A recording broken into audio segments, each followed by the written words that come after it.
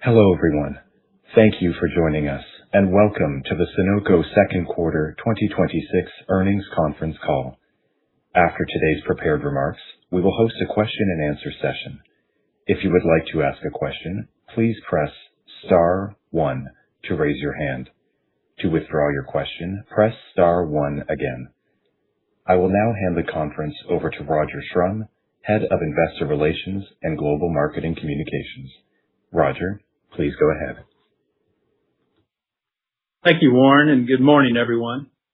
Last evening, we issued a news release and posted an investor presentation that reviews Sonoco's second quarter 2026 financial results. Both are posted on the investor relations section of our website at sonoco.com. A replay of today's conference call will be available on our website later today, and we'll post a transcript later this week. If you would turn to slide 2, I'll remind you that during today's call, we will discuss a number of forward-looking statements based on current expectations, estimates, and projections. These statements are not guarantees of future performance and are subject to certain risks and uncertainties. Therefore, actual results may differ materially. Additionally, today's presentation includes the use of non-GAAP financial measures, which management believes provides useful information to investors about the company's financial condition and results of operations. Further information about the company's use of non-GAAP financial measures, including definitions as well as reconciliations to GAAP measures, is available under the investor relations section of our website. Joining me this morning are Howard Coker, President and CEO, and Paul Joachimczyk, Chief Financial Officer. For today's call, we will provide prepared remarks followed by your questions. If you'll turn to slide 4 in your presentation, I will now turn the call over to Howard. Thank you, Roger, and good morning, everyone. Our Sonoco team delivered solid second quarter results that met our expectations and exceeded consensus estimates as productivity and cost controls helped offset global inflation in logistics, petroleum-based chemicals, and coatings and raw materials. Paul will go through the financial details, so I'll concentrate my comments on the solid operating performance of our industrial and consumer segments, where we are the global leaders in uncoated recycled paper and metal and paper cans. Results from our industrial segment exceeded our expectations, with operating profits up 4% from what was a strong quarter last year and up 29% from the first quarter. The segment's improvement was driven by $16 million in productivity gains, which more than offset price-cost headwinds stemming from rising costs for freight, chemicals, OCC, and lumber. Driving industrial growth was strong results from our North American URB mills, as trade tons were up 6.4%, which boosted mill utilization rates to 95%, the highest level in years. Much of this increased demand came from new market development, such as saturated URB for laminates, as well as share gains. Reels volumes were up 10% as we continue to benefit from demand from wire and cable customers who are helping with the infrastructure build-out of data centers, serving artificial intelligence investments. Overall, global industrial volume mix was flat for the quarter, as the strong results from our mills were partially offset by lower demand in Latin America and some of our converting operations. On the consumer side, operating profit was off by 5% during the quarter, but was up 22% sequentially from the first quarter. Productivity and cost containment initiatives boosted consumer results. Paper can volumes were up 9% in EMEA and APAC, with Asia volumes being up 29%. Overall, segment volume mix was off 1.8%, driven primarily by lower metal aerosol cans and adhesives and sealant tube demand in the United States. I would add that both U.S. food can and aerosol volumes were strong last year in the second quarter, with volume mix up 6%. As shown on slide 5, global inflationary pressure driven by higher energy expenses stemming from the Middle East situation cost us roughly $10 million of operating profit in the quarter. Freight was the largest component of those cost headwinds. The raw materials were also higher, particularly OCC, which is up $40 per ton year to date to $100 a ton. While we were behind the price cost curve in Q2, recovery mechanisms are now in place to fully offset these costs. This includes an April URB and converted product price increase, which fully goes into effect in the third quarter, and a $60 ton increase for URB, which went in place on July 8th. We have also implemented contracted paper can price increases globally and are adding necessary surcharges to offset higher diesel costs. Now I'll take a minute and turn the call over to Paul, and then I'll come back on with some thoughts regarding second half expectations. Thank you, Howard, and good morning, everyone. Before turning to the quarter, two quick reminders.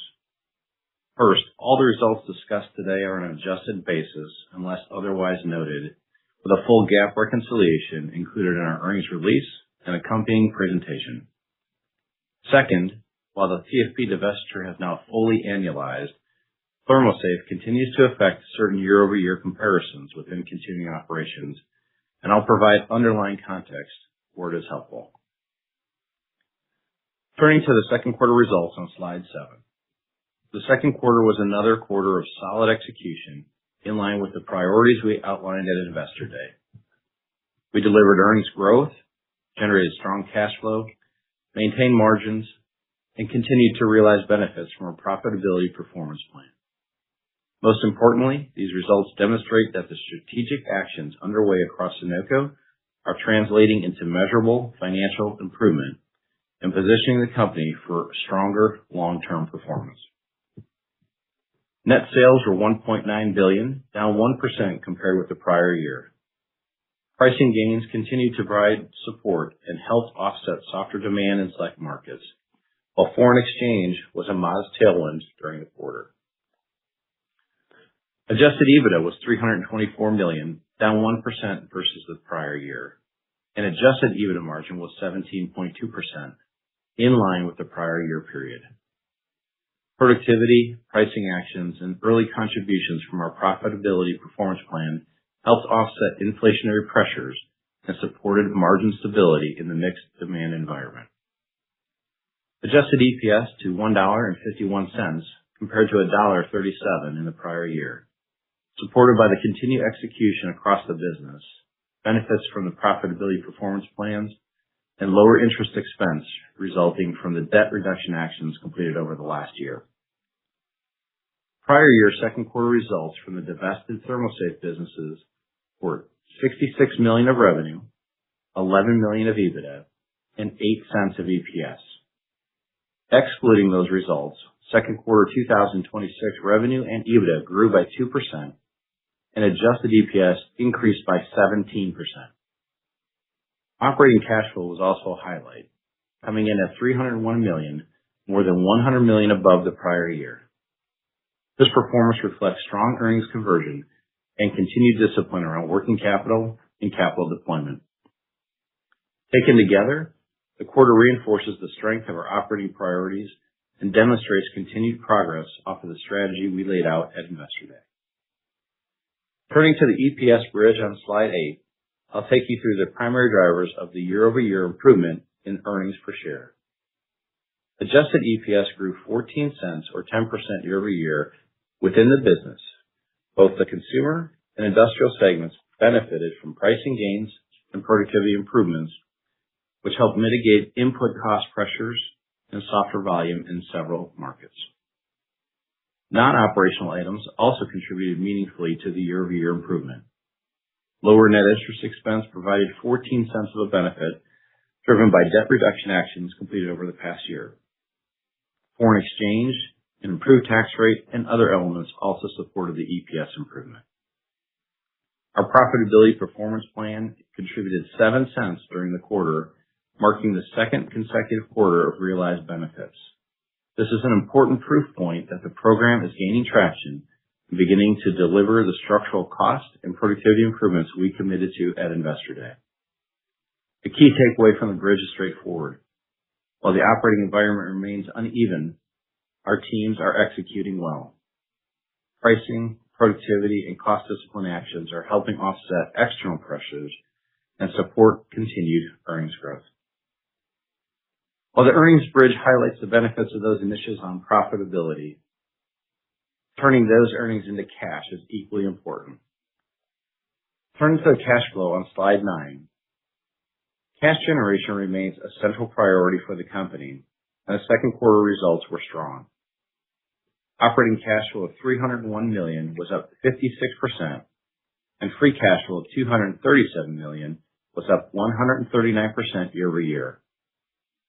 Gross capital investment was $64 million, consistent with the first quarter spending levels. We continue to monitor capital spending very closely and remain focused on projects that generate attractive returns. Our capital allocation priorities remain unchanged: fund the business, support the dividend, and continue strengthening the balance sheet through disciplined capital deployment. Turning to our segment performance on slide 10. Looking at the consumer segment first, sales increased 1% year over year to $1.24 billion. Despite continued demand variability in select markets, pricing discipline remains strong at +2 points, and favorable foreign exchange contributed an additional point. We are seeing volume improvements in several served markets. Looking at metal cans, we had double-digit unit growth in our pet food in EMEA, which now represents 15% of our global food can units. As Howard mentioned earlier, we are seeing strength in the paper can volumes in EMEA and APAC as well. The consumer team continues to make steady progress through pricing discipline, productivity improvements, and profitability initiatives. The team remains focused on simplifying processes, strengthening their cost structure, and improving operating performance. These actions are helping position the segment for stronger execution as we move through the balance of the year.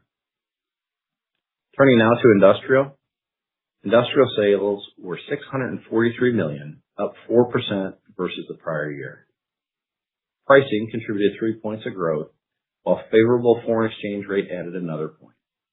Volume and mix were flat, as growth in the global URB, reels, and industrial plastics offset softer demand in the Latin market and converting. Segment adjusted EBITDA increased 3% year over year to $122 million. The industrial segment delivered solid execution in the quarter, supported by productivity improvements, commercial initiatives, and disciplined cost management. While inflation in materials and freight and other operating costs exceeded price recovery during the quarter, productivity initiatives more than offset the remaining pressures and supported year-over-year earnings growth. Given the exit rates we are seeing in both pricing and productivity initiatives, the current actions underway position the segment as we move through the second half of the year. On the next slide, I'll take you through the progress of our profitability performance plan. On Investor Day, we outlined a 3-year initiative designed to strengthen margins, simplify our operating structure, improve commercial execution, and enhance the long-term profitability and competitiveness of Sonoco. We are encouraged by the progress we've made through the first half of the year. During the second quarter, the program delivered $10 million of savings, bringing the year-to-date savings to $18 million.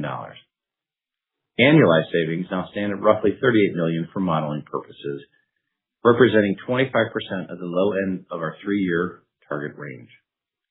More importantly, these benefits are already visible in our financial results today and reinforce our confidence in margin improvement and earnings growth objectives we outlined at Investor Day. The progress we are seeing reflects the quality of the initiatives underway and the organization's ability to execute. While we are still early in the program, the results achieved to date are encouraging and reinforce our confidence in the path ahead.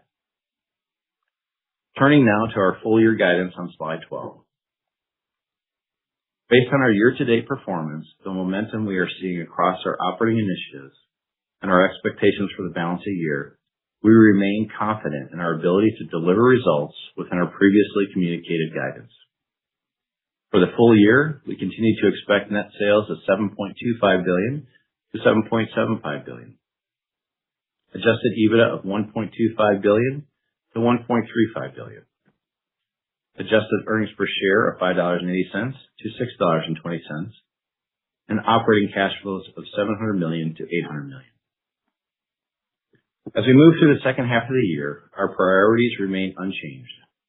We are focused on executing the profitability performance plans, driving productivity improvements, maintaining pricing discipline, and strengthening the working capital performance. Sonoco is becoming a more focused, more streamlined, and more financially disciplined company. In summary, the second quarter demonstrated continued execution aligned with priorities established at Investor Day. We generated strong cash flow, maintained our EBITDA margins, advanced our profitability performance plans, and delivered year-over-year EPS growth. Collectively, these actions are improving the quality of our earnings, strengthening the balance sheet, increasing the company's long-term value creation. We are encouraged by the momentum we have built through the first half of the year and remain focused on delivering our commitments for 2026. With that, I'll turn the call over to Howard. Thanks, Paul. And to your point, Sonoco is well positioned entering the second half. Let me explain why I'm bullish, starting with our industrial segment. As shown on slide 14, our team continues to ramp up production of saturated URB for a growing opportunity in high-pressure laminates.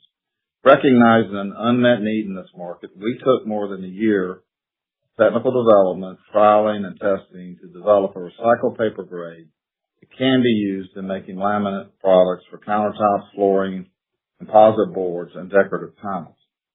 By the end of this year, we'll be producing roughly 10,000 tons annually, and with added capability, we expect to increase to 20,000 tons annually by the end of 2027.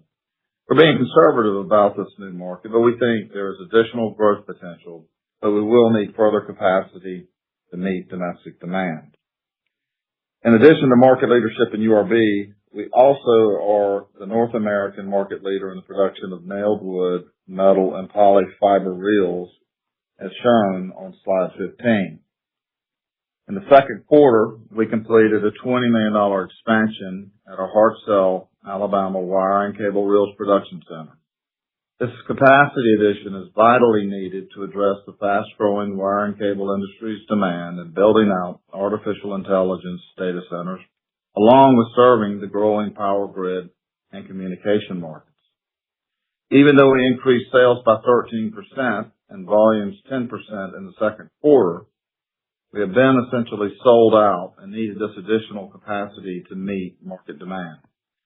Currently, we're starting up new robotic equipment that will enable us to increase our nailed wood reels production by approximately 15%. Now, switching to our consumer packaging segment, we continue to develop new commercial opportunities through new products and market developments, as illustrated on slide 16. Our new paper can plant in Thailand, which came online in March, is continuing to ramp up production and recently started a second line that allow us to produce roughly 200 million units annually with room for additional growth. In addition, we'll be adding new paper can production lines in South America and the U.S. in 2027 to serve growing snack customers. In Europe, Sonoco is the largest producer of metal cans serving seafood and vegetables, which are two of the largest can markets. To improve efficiency and to meet demand in the Italian market, we're installing 2 new can lines to serve tomato and tuna customers.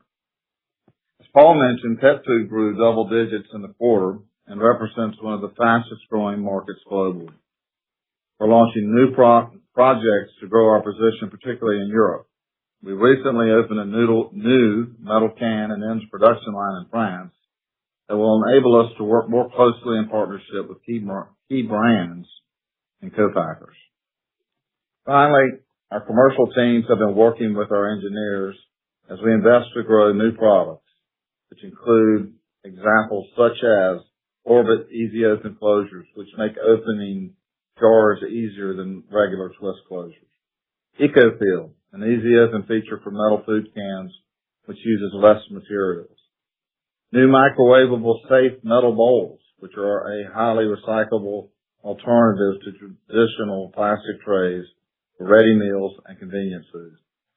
And finally, our proprietary green can packaging innovation featuring up to 98% paper content that is able to package a wide range of dry food products.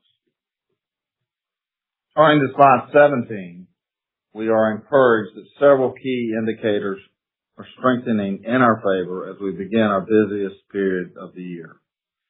Demand for Sonoco URB in North America, as we've noted, is very strong, and our backlogs have grown, which requires that we import paper from Europe and Latin America mills all the way through the third quarter. To remind you, this is a very complex market, and this allows us to not only ensure supply security, but also enables longer, sustainable grade runs in North America, which further drives our productivity. In consumer, as I mentioned, new paper can growth in Europe, Asia, South America, and North America has us exploring additional capacity expansions, while customer promotions and new product launches are projected to lift can volumes as we enter the important tax season in both the U.S. and EMEA. And finally, we now have in place inflation recovery mechanisms which will help us restore our margins. While we remain mindful of external macroeconomic conditions, we are confident in our strategy, our portfolio, and ability to execute through economic cycles. So with that, operator, we'd be happy to take any questions that folks may have. We will now begin the question and answer session. Please limit yourself to one question and one follow-up. If you would like to ask a question, please press star 1 to raise your hand. To withdraw your question, press star 1 again. We ask that you pick up your handset when asking a question to allow for optimum sound quality. If you are muted locally, please remember to unmute your device. Please stand by while we compile the Q&A roster. Your first question comes from the line of George Staphos with Bank of America Securities, Inc. Your line is open. Please go ahead. Thanks. Hi, everyone. Good morning. Thanks for the details. My two questions. Howard, over the weekend we got some of the market commentary from the trade publications regarding some of the markets, and there was commentary that the URB market actually loosened, at least in terms of what the trade pubs were hearing from their respondents. Is there anything, I recognize you're bringing in paper from Europe, but did any of your markets loosen? What, if anything, do you think might be observed by respondents? And I guess, do you remain comfortable with your pricing for July? The second question, as we look back at our notes and what you were talking to coming out of 1Q, looks like industrial did better. Looks like consumer maybe was a bit off from kind of your trajectory coming into 2Q. Would you agree with that? And where were, if there were, some of the variances in consumer, especially in consumer volume in North America? If you can talk to that. Thank you. Sure, George. Look, no, we are not seeing any weakness in our served markets under URB. As you know, we focus on the high end of the market. It's just, frankly, that was a bit of a surprise for us to read that. So we have gained some share along the way, but I really can't comment because we, as I said in my commentary, are actually looking at backlogs all the way through the third quarter. We are bringing paper in support of demand here in North America, but as I noted again in my commentary, we can serve the market. It's just when we get to these type of operating rates, in order to be as efficient as we can, it makes better sense for us to set up on our high quality, high performing grades and run and fill in with material from overseas. So can't answer the question on what that survey, where that data came from, because we certainly are not seeing that. On the consumer side, particularly in North America, we did see a bit of a slowdown, but it was somewhat, I would call, macro-related, particularly in the adhesives and sealants. As you know, we are the largest producer of caulking cartridges, mastic cartridges in the U.S., and particularly in June, we saw a bit of a pullback. But that is more of a housing-related, remodeling type, and could that be an indicator of what's to come? Maybe. But that was probably the biggest. Aerosols were slightly down. We had a tough comp, for sure. But too, you can say portions of it are related to that segment, spray paints, etc. Other than that, things seem to be well in order. I also talked about the international side. Really strong snack performance and overall performance outside the United States that really help balance things. Yeah, George, on the commentary too on the URB markets, our North American mills are running at 95% utilization. Our European mills are at 92%, and we're not seeing any slowdown in there. So I echo what Howard said too is, we have a very technical quality grade of paper, and our servicing industry goes out there really, really well. So we're not seeing any slowdown in the markets that we serve today in that URB space. So it is a very strong demand still. Okay. I'll go back in queue. Thank you, guys. Mm-hmm. Your next question comes from the line of Anthony Pettinari with Citi. Your line is open. Please go ahead. Good morning. Just following up on George's question, I was wondering if you could talk about maybe second half volume expectations that are assumed for your full year guide, and if there's any finer point you'd put on RPC versus metal cans, and any early reads on pack season, or maybe it's too soon. I'd say year over year, as we've entered the second quarter, pack season looks to be solid in both regions. What are we modeling? Or low to mid single digits on the consumer side of things year over year, and low single digits on the industrial side. But the pack seasons are starting out pretty impressively at this point in time. We'll see if that sustains itself through the quarter. Okay, that's helpful. And then I was wondering, over the weekend we heard news about potential tariffs on Canadian paperboard maybe coming into place next month. I think in the past some URB had come from Canada, and I'm just wondering, does that impact any part of your business? I would say it's still a understanding and process of how this is going to settle out. But while we do cross border, it's relatively immaterial. However, it ends up. We'll turn it over. Got it. Thank you. Yep. Thanks, Nancy. Your next question comes from the line of John Dunnigan with Jefferies. Your line is open. Please go ahead.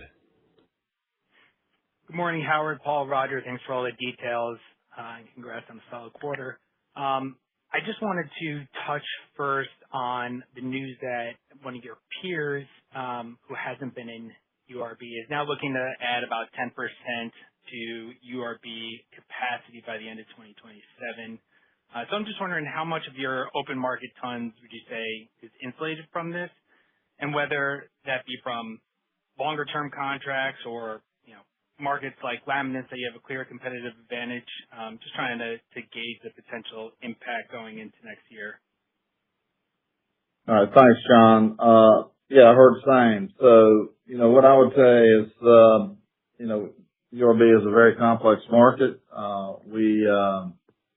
As you're well aware, we have invested heavily. Frankly, we've been in it for over 125 years, but in the last 5 to 8 years, we have really invested in our capabilities.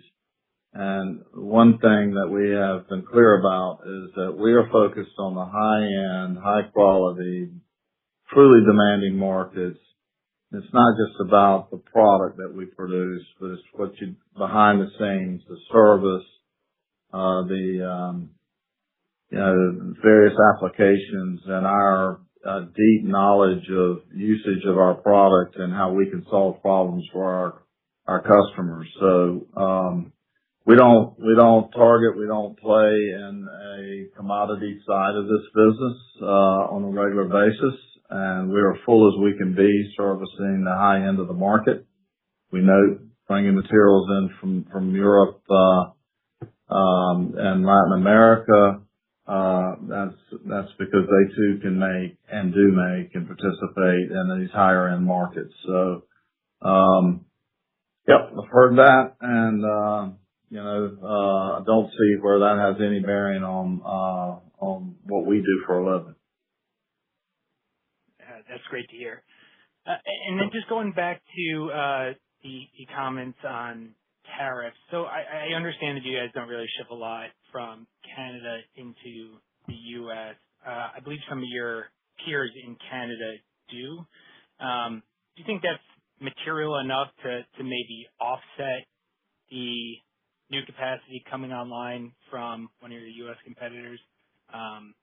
Obviously that the whole situation's fluid, and we got to actually see 50% tariffs on URB get implemented. But I'm just wondering how much could actually be constrained if these tariffs go into place. Yeah, I think first off, it depends on what the ultimate ruling is, meaning is of what's tariffs, what's not tariffed. I'm not all that familiar. I agree with you. There's a couple of folks that in Canada that probably do cross border. I would imagine they participate I would assume in the tube and core side of things with smaller players. I'd only be speculating, but there'd be a real effort there to requalify someone that's not been a participant in this market, to make sure they've got a product that would perform outside of the simplest grades that are available in the marketplace. Appreciate it. Thanks for the insights, and I'll get back in the queue. Yep. Your next question comes from the line of Mike Roxland with Truist Securities. Your line is open. Please go ahead.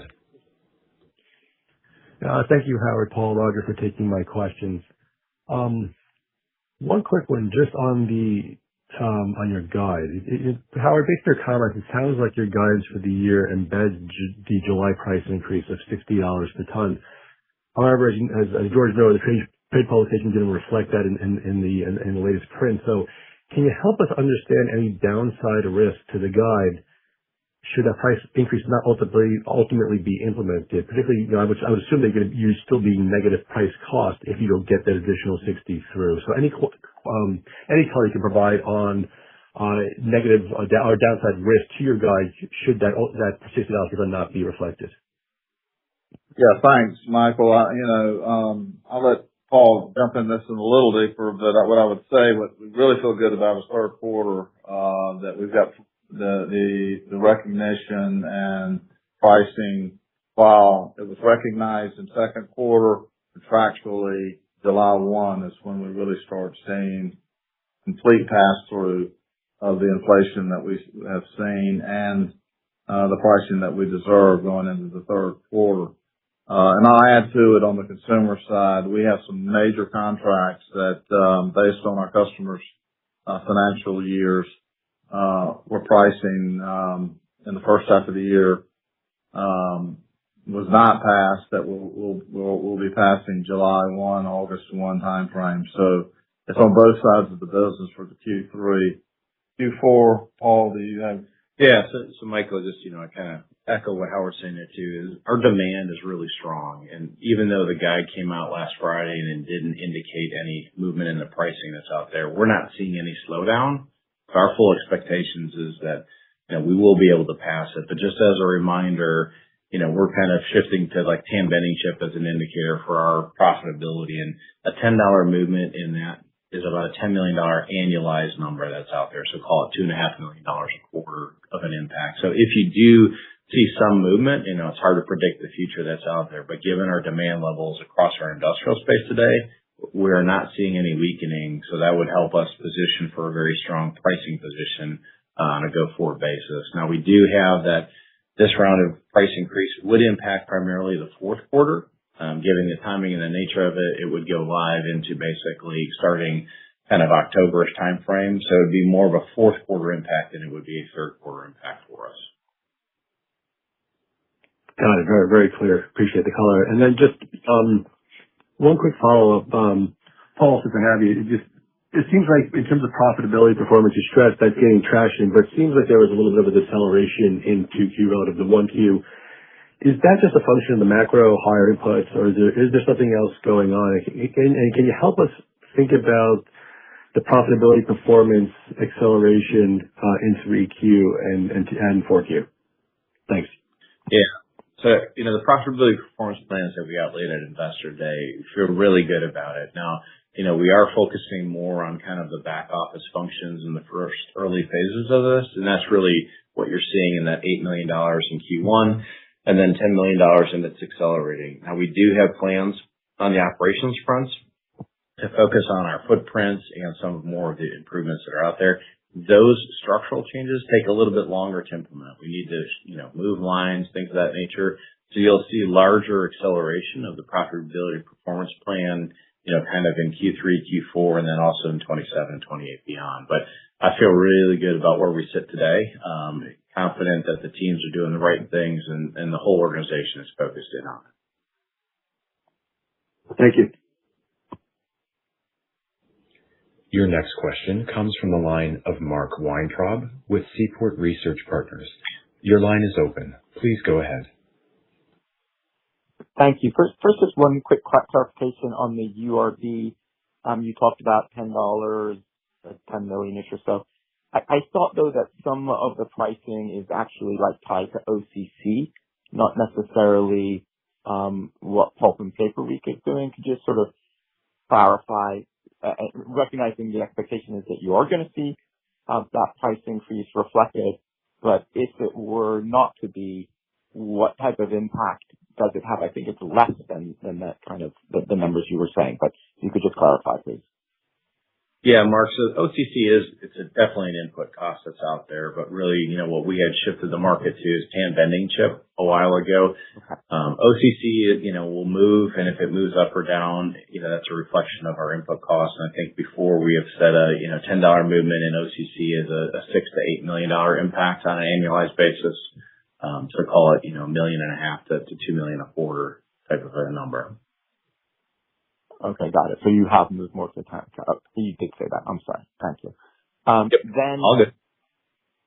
Second, so it's sort of interesting because you're pointing out a lot of areas where you're seeing nice growth on the consumer side and where it can make sense for you to be investing, and some of it going on right now, and yet sort of the overall number still hasn't been very good. I mean, are there certain areas where you would highlight where you think it's cyclical, i.e. like the building products area? Are there other areas where there are cyclical / or secular concerns that are offsetting the areas where you are talking about growth? Just sort of trying to get a sense as to, with all these specific areas of opportunity, where are the risks of offset that it doesn't translate to as much upside as, potentially one looking at the specifics of growth might believe is possible?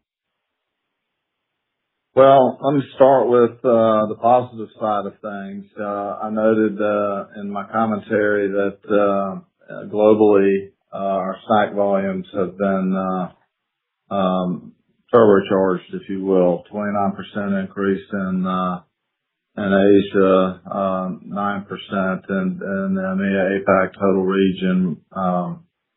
And we've talked about this in many calls about one of our largest customers on the consumer side has changed hands.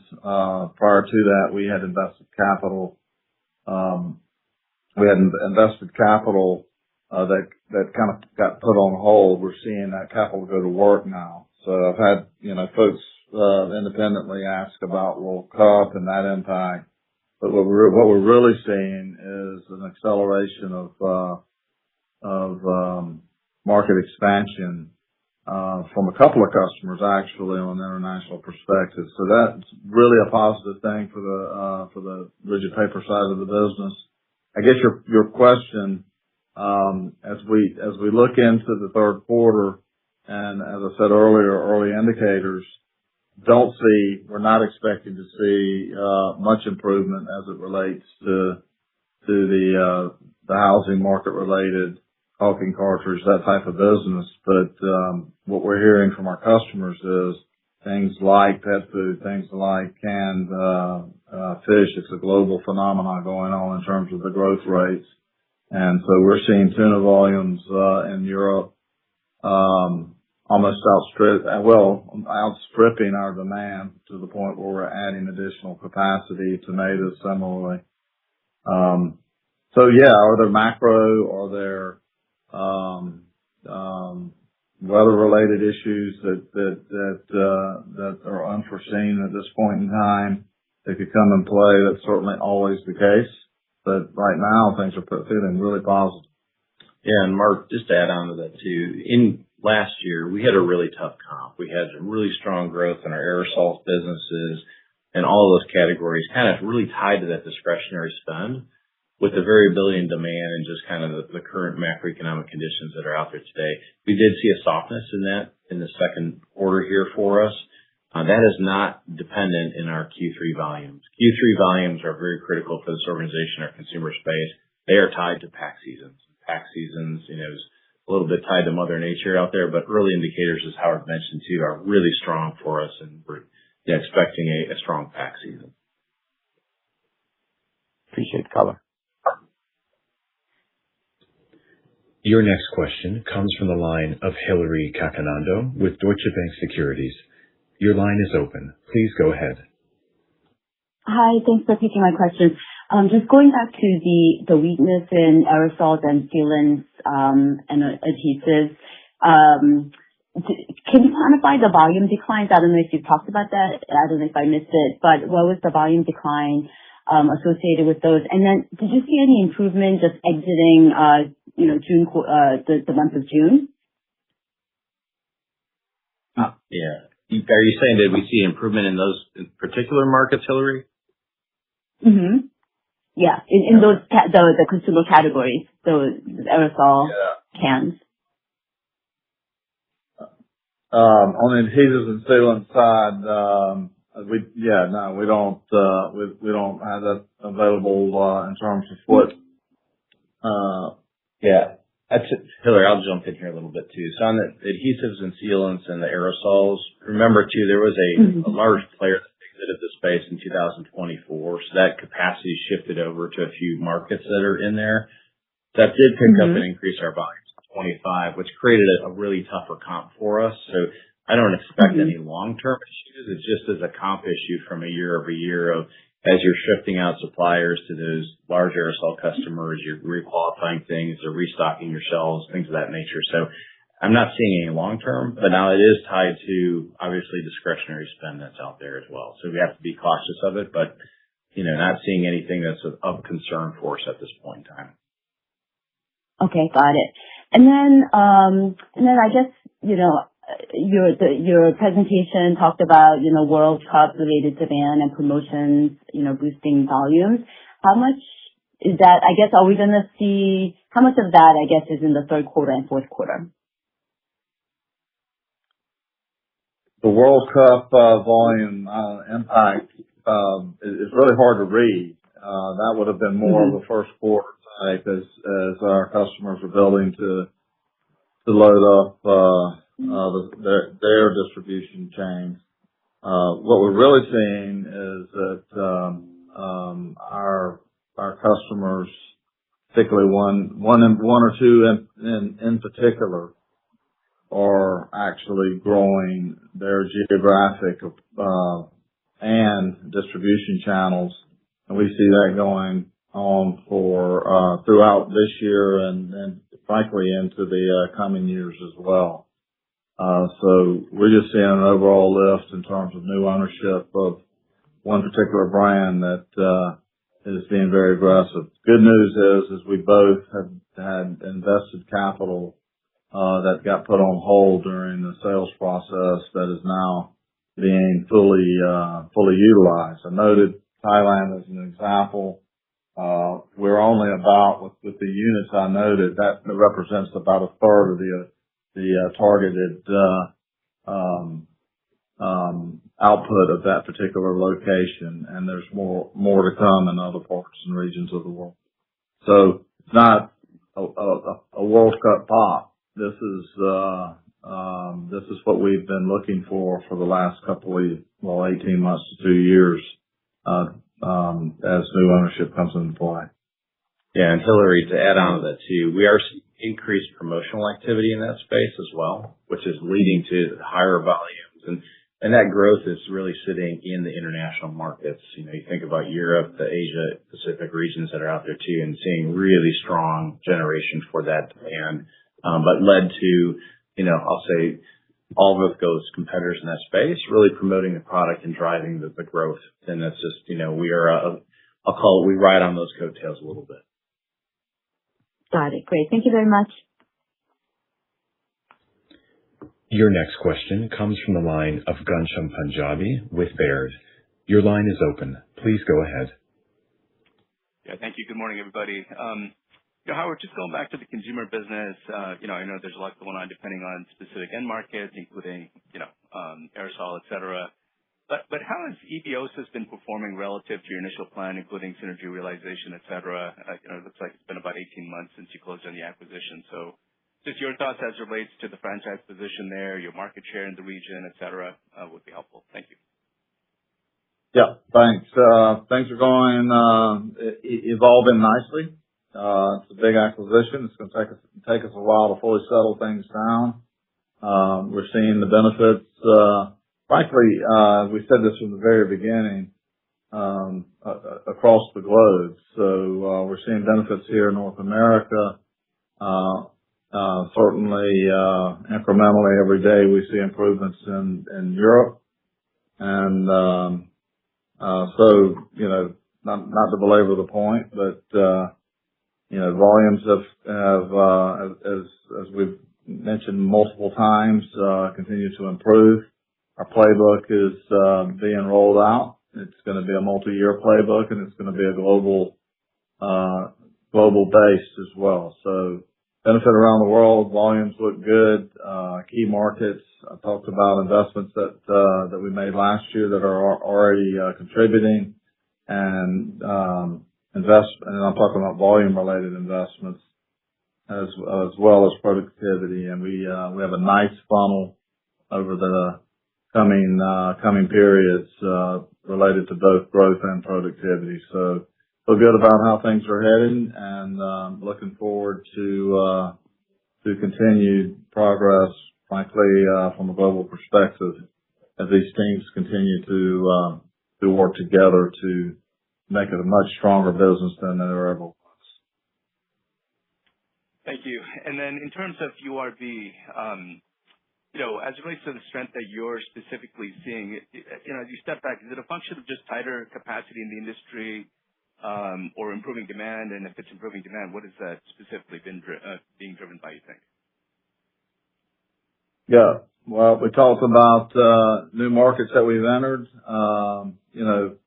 Relatively on scope and scale, small, but really what we're seeing, good share gain as well. And it goes back to an earlier question. We compete with some really good competitors out there, but one thing that Sonoco has done I don't know.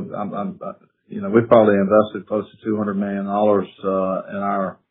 in our network over the last 5, 6, 7 years, obviously including the conversion of the number 10 machine. And we continue to separate ourselves from the existing competition, and with that, you get market share gains. So it's a combination of new products as well as doing what we do better than the rest of the market. Yeah, Ghansham, I think one of the things too, being relatively new to this space, is the innovation that the industrial business keeps driving, keeps challenging to get into those new markets, to provide the better customer service across the space is phenomenal. And just seeing the demand generation that they have done and been able to do in the last 12 months is great to see.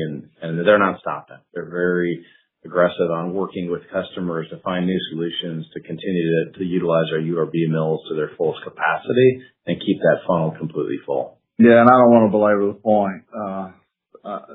We don't spend a lot of time talking about our adhesives division and the hand and glove relationship, and how do you take a select grade of board and ensure that it's going to be bound and wound and meet the needs of customers. And it's not just making paper. It's making sure that the adhesives are absolute. And it's an enabler for us to be in the saturated kraft market.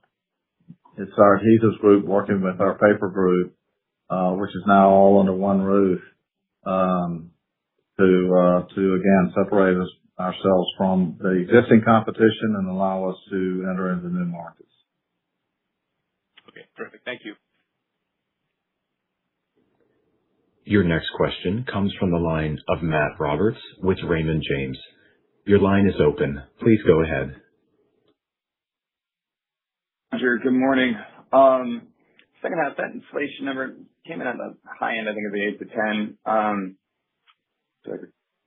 Since last quarter, but then ran up again here in July. So maybe what are you betting in 3Q and second half? Would you say your inflation outlook has improved or worsened since April, and where the greatest pressures there would be?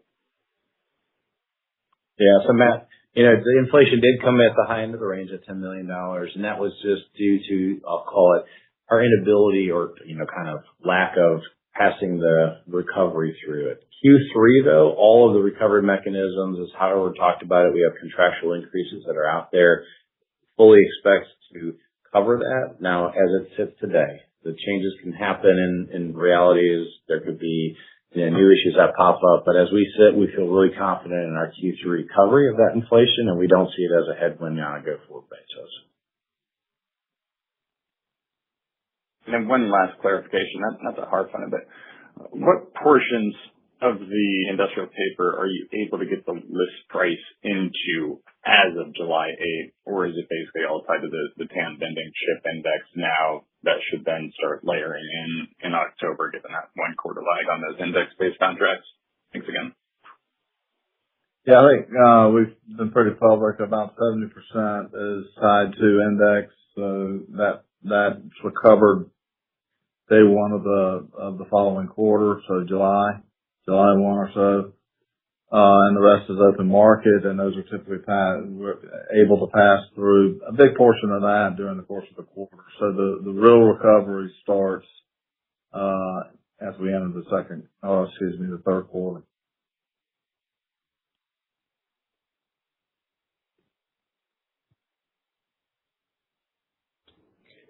Your next question comes from the line of Gabe Hajde with Wells Fargo. Your line is open. Please go ahead. Good morning, guys. Thanks for taking the question. I'm going to try to put maybe a little bit of a finer point on consumer and industrial sort of first half, second half. I think you're actually on a year-over-year basis ahead on price cost and consumer. And I think, Howard, you said you've got some contracts that kind of reset effective July 1, August 1. And then on a year-over-year basis, it's on the first half, you're down in EBITDA terms about $20 million. all of which I think is attributable, actually a little bit more, some volume. And it sounds like you said low single-digit year-over-year volume growth in the second half. So if that's the case, and then you recover, I guess maybe what you're behind on price cost or what you're envisioning for the second half, does that mean that we should get back to year-over-year growth of 20 to 30 million in consumer in the second half? And then the URB hike, I think, Paul, $2.5 million per quarter per $10 a ton. So a $15 million swing factor is what we're thinking about for Q4. Should RISI not reflect the price increase? Is that directionally how you're thinking about it? Yeah. So, Gabe, I'll break this down. So the consumer impact, you're spot on around the positive price cost sitting in consumer. Now, with the contractual targeted increases that are out there, that will help keep that momentum out there for us and still have a positive price cost relationship in the consumer space. On the industrial side, though, it was lagging on, kind of call it the price cost recoveries that are out there. We're seeing a little bit more stronger lift. And that really had to do with the inflation that was incurred in that second quarter. So, saying specifics around numbers, I'll say I'm going to stay away from that, but we do expect our Q3 to sit still right on top of consensus as it sits today. We're not seeing anything that's changing around there. Now, the URB, though, the $15 million, it's highly dependent upon what actually happens in the marketplace from a pricing that's out there. So if you do see a drop and we don't get any recovery, a little bit tough to balance it out because we have such high demand in our mill utilization that's out there. So it's challenging to say that would be the impact. But if it did market stop, I'd say you'd be right in the right range for that, for industrials. Okay. Thank you, Paul. And then I appreciate a little bit of a management philosophy, but you're talking about low end of the guide for EPS. And the range, I appreciate, is still pretty large for EBITDA for understandable reasons. Is there maybe some justification or thought behind maybe not lowering that to, 1250 to 1.3 or something like that? I don't want to put words in your mouth, but just given the volatility and seemingly things re-escalating in the Middle East, putting some upward pressure on input costs, or is there something that you see in the second half that can kind of give you still a clear path to maybe mid-range upper end of the guide? Thanks. Yeah. So, Gabe, honestly, Q3 is our most critical quarter for this company, and it is highly dependent upon our pack season. And, right now, the early indicators of pack seasons are it's coming in strong. And so what I wanted to do is give us the optionality. After Q3 gets done, we'll be able to tighten that range up and dial it in right for the full year. But given that, close to 40% of all of our profits happen in that third quarter, we wanted to keep the optionality around the range open. Thank you. Your next question comes from the line of Anoja Shah with UBS. Your line is open. Please go ahead. Hi, good morning, everyone. Morning. I just have a quick question. Morning. It sounds like you have the investment in saturating URB, you have some capacity expansion plans in paper cans. So given what we know now, is it correct to say that there will be a step up in CapEx in 2027? And if so, what kind of order of magnitude are we talking about? No, we're really, first off, on the paper can side of it, what we've seen from a growth perspective is actually capital that's been deployed year to date.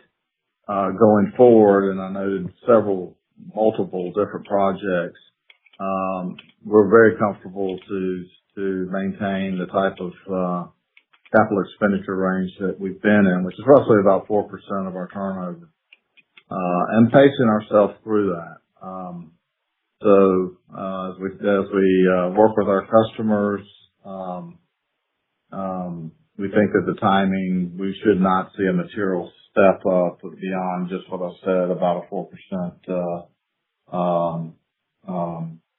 rate against our sales. Okay. Thank you for that. And then just sticking with capital allocation, I know you're planning to continue paying down debt through your 3-year plan through 2028, but how do you think about share repurchases within there? Is there any opportunity to maybe step that up a bit over the next couple of years, or how are you thinking about that? Thanks. Yeah, no, it's a great question. And honestly, we remain committed to paying down our debt, but now we do get to a spot once we get our leverage ratio to the right kind of, I'll call it targeted for the rating agencies. Our cost of debt sits around 3.5% today, and if our dividend yield is north of 4%, now it does create a different equation for us. And now this is just math. Do we buy back shares because it's costing us more in a dividend, or do we, pay down more debt? And that's really an answer that we'll get to more in the 27 and 28 equations. But we feel really good about where we sit, and so share purchases can become an option for us in the future. Great. Thank you. I'll turn it over. Your next question comes from the line of John Dunnigan with Jefferies. Your line is open. Please go ahead. Hey, guys. Thanks for the follow-up. So just looking at 3Q volumes, I get that they're much more dependent for consumer on the pack season. But with the businesses that struggled, focusing on America's sealants and aerosols in 2Q, I'm just wondering, what do you have baked into the guide? Have you lapped some of those aerosol gains that you had by this point? And then, specific comp issues, anything that we should think of in second half as we're modeling?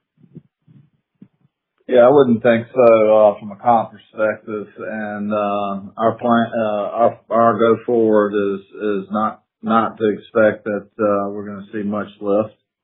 And let's don't overreact in terms of the A&S side. It represents about 15% of our turnover or so in our North America only paper can business.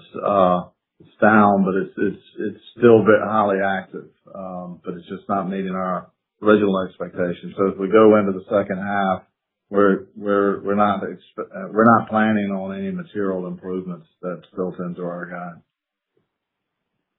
Great, thanks. And then I just wanted to touch quickly on the freight surcharge opportunities that you called out in the deck. Just wondering what the opportunities are. Is this contractual price recovery that you guys are able to have implemented? I would think it's going back up. And then maybe you could just touch on how your freight is. Is it mostly spot, contracted? I'm thinking particularly on the URB side, where you guys are running particularly tight and having to import tons from abroad. Mostly contracted and balanced with some spot. To answer that side of it first, and we are just simply putting in surcharges. There will be an exception here and there, but for the most part, and this is not new to the world. It's a line item at the bottom of the invoice that says fuel surcharge, and it'll come and go as diesel as diesel varies. Understood. Thank you guys for the insight. We have reached the end of the question and answer session. I will now turn the call back to Roger Schrum for closing remarks. Again, I want to thank everybody's participation today and look forward to further communication during the next quarter. You can now hang up. This concludes today's call. Thank you for attending. You may now disconnect.